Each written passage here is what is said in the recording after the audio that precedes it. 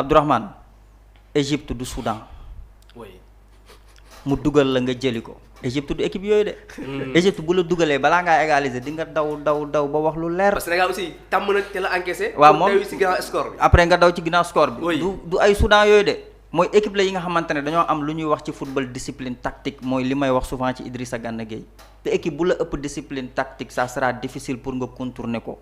dafa am ay rideau défensif yu ñuy instaurer avec des transitions rapides. ñu jël jeu bi reposer ko ci benn nit mooy Achour boobu di porter balle bi di ko yóbbu avec une bonne cohésion ni ko Mamour waxee. Salah ak Marmoush. di ay attaquants yi nga xamante ne am occasion dugal ko moo gën a yomb fuuf ci seen liggéey bokkul ak sunu ay attaquants yi nga xamante ne mën nañ am 20 occasions dugal benn taxaw fële rater les 19. c'est pas la même chose y a une grande différence. efficacité bi. cette efficacité offensive bi Égypte di wone bokkul ak équipe nationale du Sénégal bi nga xamante ne moom lay wone. gis nga raté bu bari bi. boo ko naree indi face à cette équipe égyptienne tu risques de perdre le match très tôt même dès l'entame de la partie. d'accord attention. oui. nañu moytu équipe yu mel ni Égypte. xam nga tey Coupe d'Afrique des Nations bi nga xamante ne Sénégal gagné na ko tiro bi lañ ko gagné sànq wax naa ko. ñu dem éliminatoire Coupe du monde ñu gagné Égypte lépp ci tiro bi. loolu lu muy wane jàpp nga ni nga yaa ko mën. waaw loolu laa wax maamu sànq est-ce que tamit. mais mënoo ko de mën na fay feeñ foofu. mais lan moo tax tey jii nii mënoo ko loolu firnde la. mais boobu ak bi bokkul y a une différence par rapport à la défense Mamour Sànq évoqué na ko. bien sûr défense boobu ñëwoon à cette Coupe d'Afrique des Nations ba tax ñu yóbbu ñu tiro bi bokkul avec cette défense égyptienne bi nga xamante ne jot na jël quelques buts. y a une petite différence. mais attaque bi nga xamante ne moom la Sénégal yóbbu woon ak attaque bi aussi bokkul efficacité bi attaquant yooyu am bi ñii nii amuñu ko. dañuy créer pas mal d'occasions mais duñ ko mën a concrétiser. loolu soxlawuñ ko soxlawuñu aussi ay défenseurs yi di sànni di bal tey jii nii ba loolu di ñu jural problème. soxlawuñu aussi milieu terrain yi nga xamante dañuy jël risque ba tey ñuy def perte de balle ba dellu bi di metti ndax Sénégal boo seetloo bu ñuy yéeg 7 jours day dem ci kaw. bu ñu amee attaque. à l'attaque 7 jours dañuy nekk ci kaw alors s'il y a perte de balle lan mooy am. repli défensif bi day yéex kenn ngay am en général mooy Krépin Diatta ñi ci des yëpp dañuy lang. ça c'est vrai. moom képp mooy def repli. récupérer balle bi ak Mohamed Salah ça peut faire mousse. mais transition yi nga xamante ne moom la ñuy def. moo tax allez-y dama bëgg. li yaa di wax. waaw dafa am solo trop. c'est important. comment museler Achour mooy lu njëkk li mooy téye Achour ba du jouer et tamit suñu défenseurs yi qu'ils soient très concentrés et disciplinés. Je me répète la défense sénégalaise doit être concentrée et très disciplinée. Salah est bon, il a l'expérience, il connaît le haut niveau et c'est un très bon joueur. Marmoush, on va me dire qu'il n'a pas l'expérience certes, mais c'est un talent brut. Il sait jouer au football. Il sait marquer des buts et des buts yoo xamante ne danga dul yaakaar ni sax mën na ko dugal parce que il est fort. La concentration. waaw yaa dama lay bàyyi nga yeggali. yaa moom lay wax c'est important. waaw les contre-attaques les pertes de balles les transitions rapides. boo xoolee Égypte moom ak Bénin bu ñu éliminé 3-1. mais Bénin da leen fattoon. waaw ça c'est vrai. mais dafa dem ba benn instant Béninois bàyyi mu am benn relâche bi nga xamante ne jot nañ ko def défensivement moo tax tey Égypte parvenir à ce que ñu mën leen gagner. ñu éliminer leen facilement. waaye Bénin dafa retrouver woon li nga xamante ne tey jii nii mën na fàtte égyptien ba du ñu mën a am dara ndax ñoom ci loolu la ñuy basé wu seen système de jeu ñoom dañu lay bàyyi ak bal bi. dominel yoreel possession passantel defal lu la neex. waaye doo percer l'Égypte ne joue pas. ndax tey ku jàpp ni que. xam nga souvent dañuy faral ne naar yi amuñu yenn physique yi mën nga ko wax yeneen naar yi mais tey égyptien boo nee amul physique da ngay nax sa bopp da ngaa sëkkul ak égyptien wala tey da ngaa mosul gis égyptien physiquement. ils sont résistants. am nañ force ndax jot naa leen gis fii Diamniadio ñuy football ak équipe nationale du Sénégal éliminatoire coupe du monde boobu physiquement ils sont là te duñu paniquer. duñu paniquer de Égypte dafa teel a jël but fii mais ça bu ñu jëlee bal bi du leen tere ñu def lu ñu bëgg a def te c'est important dans une équipe. cette stabilité footballistique dañ koo am te équipe bu am loolu noonu à une coupe d'Afrique des nations yéen ñëpp yéen a ci bokk yam bu la jiitalee boo amul chance wallaay da ngay ñàkk. bien sûr nañu moytu Égypte nekk suñu kanam man loolu laay wax. bu fekkee nekk nañ suñu kanam nañ tàmbalee takk bagage yi waxuma nag Sénégal mënta égaliser. attention nañ commencé dajale bagage yi. nañ dajale bagage yi waaj mais Sénégal mën na koo jëli. mais na doon li nga xamante ne lu ñuy moytu la ci boobu les rencontres. buñ ko moytoo rek mën nañ am dara ndax tey bu ñu leen teelee dugal wala ñun même bu ñu leen teel la dugal ñu sonal leen défensivement. ñu percer seen kaw ñu am ay individualité yi nga xamante mën na dindi ñaar ba ñetti jours ñu mën a casser seen rideau yooyu noonu. mën nañu faciliter la tâche.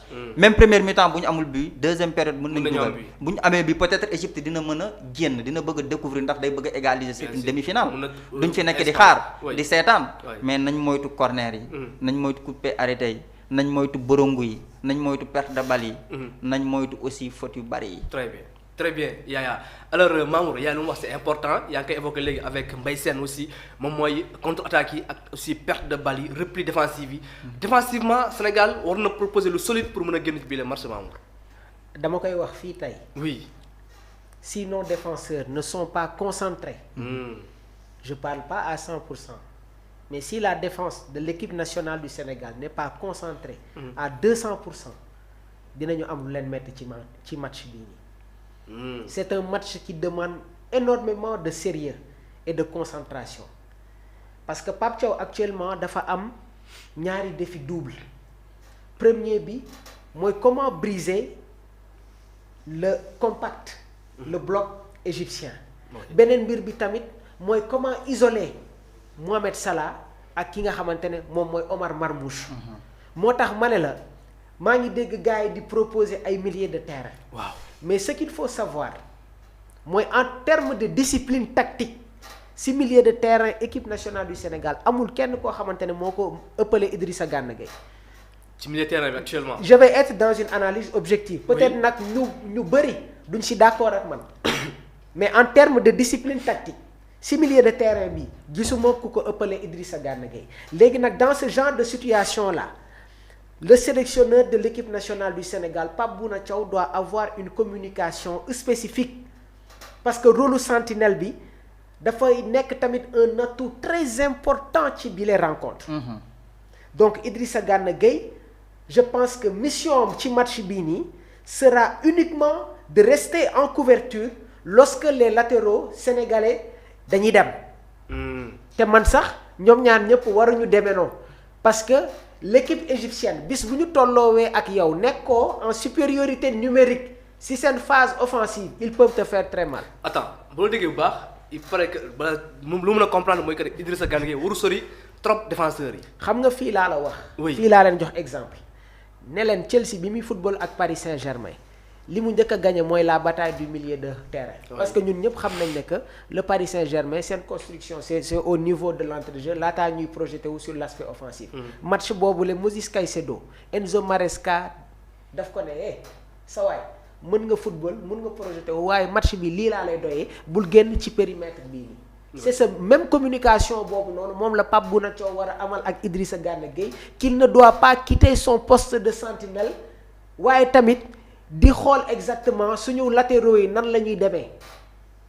waaw moo tax ma ne la bu ñu nangu tolloo ak l'équipe égyptienne ñoom suñuy procédé wu en phase rapide. c'est important oui. ñoom suñuy procédé wu en transition rapide. le Sénégal doit être en supériorité numérique. donc la présence la discipline tactique de Idrissa Gana Gueye dans cette rencontre là va être très importante. yaa ngi koy évoqué. oui beneen mbir bi tamit am na lu ñuy woowee le marquage préventif. Kalidou Koulibaly ak Mohamed Salah même si l'équipe nationale du Sénégal a la balle ils doivent toujours être au contact de Omar Marmoush ak Mohamed Salah pour leur empêcher ñuy def seen ay déplacements. waruñu leen mën a may espace. déedéet waruñu ko am parce que ñun ñëpp xam nañ ne que si le Sénégal réussit à museler Eman Achour l'équipe égyptienne seen possibilité yi dootul bëri. ñëwaguma sur la proposition lan la Pape Bouna Thiaw war a proposer mais équipe égyptienne bii nii bis boo ko tegee fitna. dina tal leneen lu dul song la. est-ce que dañoo war a commencer match bi rek avec une pressing très haute. le Sénégal n'a pas le choix il est obligé d'aborder ce match-là en une approche purement offensive. waaye nag approche offensive boo xamante ne dafay ànd ak discipline. ah oui c'est-à-dire. les joueurs dañu war a xam exactement lan mooy seeni ay rôle xam nga sànq wax naa la sur le marquage préventif maanaam Kalidou Koulibaly ak Moussa Niakhaté devront impérativement rester au contact de Mohamed Salah ak Omar Marmoush même quand le Sénégal a le ballon pour empêcher leur première course dès la récupération égyptienne. léegi nag am na leneen loo xamante ne mun nañ ko exploiter. Oui. muy les coups de pied arrêtés parce que constat bu ñuy def mooy c'est le point faible identifié de cette équipe égyptienne. Et l'équipe nationale du Sénégal possède des tireurs d'élite. Man musuma d'accord ni Ismaël Jacobs ak Krépin Diatta ñoo war a dóor suñu coup de pied arrêté mais nag day fekk boobu Lamine Camara wala un joueur comme Pape Matar Sarr nekk ci 11 bi.